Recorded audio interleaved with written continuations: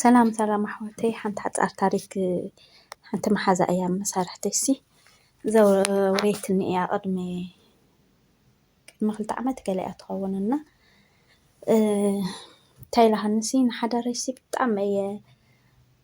ዋጋ ዝኸፍል ዘለኹ ገለ ኢላ ኣውሪሃኒ ግን በቃ ክተውርየኒ ከላ ብጣዕሚ እናነብዐት ገለ እዩና ሕዚ እኮ እያ ትዝ ኢላሃንሲ እናውረና እንደገና ሕዚ እሲ በቃ ብጣዕሚ እስኪ ጠቃሚት ትኸውን ገለ እየ ኢለ ሕጂ ፅጌ ሓደ ቆልዓ ወሊዳ ሰብኣያ ናብ ስደት ከይዱ ገዲፍዋ ማለት እዩ ካብኡ እሳ ከዓ ናብ ስደት እሳው ነሚሓ ማለት እዩ ወዲ 1 ዓመት እዩ ገለ ገዲፋ ማለት እዩ ሕጂ እሳ ደሓን ደሞዝ እያ ትኽፈል እሱ ከዓ ኣብ ኣፍሪካ ስለዝኾነ ደቡብ ኣፍሪካ ስለዝኾነ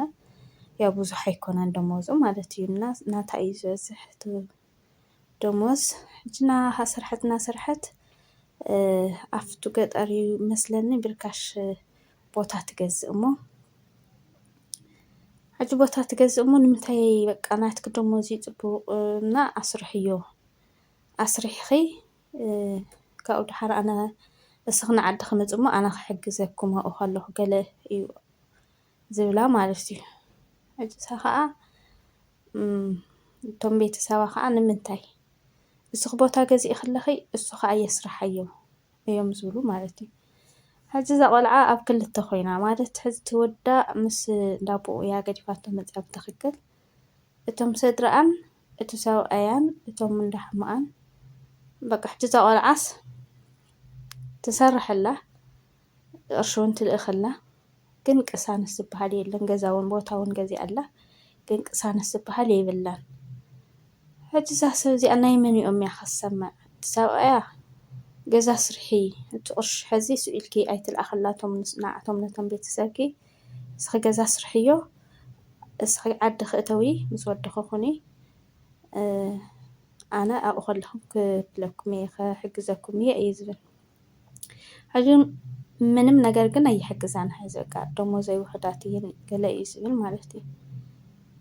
ሕጂ እዞም እንዳ ቤተሰባ ከዓ እዞም ናይ ዳ ቤተሰቡ ናቱ ከዓ እንታይ ኢሎም ንሳ ብሽማ እዩ ተገዚኡ ዘሎ ብሽም ቤተሰባ እያ ገዚኣ ዘላ ብወኪል ኮይኑ ዝገዝአላስ ናታ ቤተሰብ እዩ እና ብኸመይ ከም ዝኸውን ይኽእል ገለ ኢሎም እዮም ሓውእትዮም ኢሎም ማለት እዩ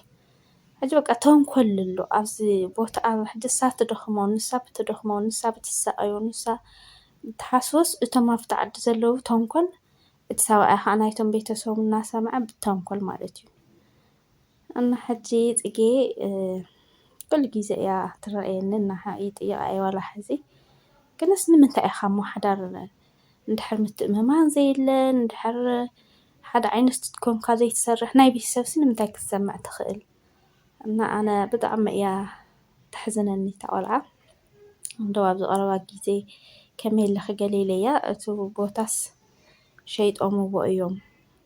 ሸይጦም ብዝለዓለ ዋጋ ረኺብና ኢሎም ሸይጦምዎ ምክንያቱ እቶም ቤተሰባት እንታይ እዮም ሓሲቦም ገዛ ስሪሓ ድያ ንዕኡ ክተቐምጦ ገለ ብዝብል ተንኮል እዩ ማለት እዩ ሕጂ እቲ ቅርሺ ሸይጥና ኣቐሚጥና ከለና ገለ ይብሉኒ ኢላ እሳ ግን እስካብ ሕዚ ሰላ ማለት እዩ ስደት እናሲ በቃ ኣነስ ግርም ይብለኒ ማሲ ከመይ ኢልና ኢና ብቤተሰብ ማስ ውሽጥኻ እቲ ውሽጥኻ ዝብሉኸ እቲ ድኻምካ ኸ እቲ ሰብሲ ከመይ ገይሩ እዩ ብናትካ ሂወት ዝውስን ብጣዕሚ እያ ግርም ትብለኒ እሳ ከዓ ኩሉ ግዜ ንወዳ ትናፍቕ ኩሉ ግዜ በቃ ትነብዕ ገለ እያ ሓቢርና ኢና ነርና ዳርጋ 2 ዓመት ዝኸውን ሓቢርና ኢና ሰሪሕና ማለት እዩ እና እዚኣስ ከመይ እያ በቃ ኣብ ብዙሓት ጓላት እየ ኣነ ዝሰምዕ ዝኾነ ምትእምማን ዘየለን እንድሕር ምትእምማን ዘየለ ከዓሲ ንምንታይ ኢኻ ዳ ምሕዳር ትገብር በቃ ሓደ ምዃን እዩ ኣነ እቲ ዝኣምኖስ ሓደ ምዃን በቃ ንስኻና በዓል ገዛኻ በቃ ሓደ ዓይነት ኮንካ ናይቲን ናይቲን ዘይምስማዕ እምበር ሕጂ እቶም ኣብቲ ዓዲ ኮፍ ኢሎም ዘለዉ ሰባት ሓዊ እናኣተው ማለት ሓዊ የእትዉ ነንባዕሎም በቃ ብኸመይ ንምንታይ ብሽማ ትገዝእ وبعلا عندها سريحته بشما ولا منم كو زملكته ما يكون عندها كو أترخ مزلا الناس نمنتاي بشما يخون قليل كاس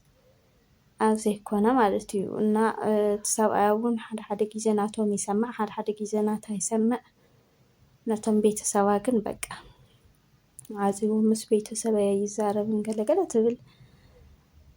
ግን ኣብ ሂወት ናይ ዳማትካስ ከመይ ጌርካ እና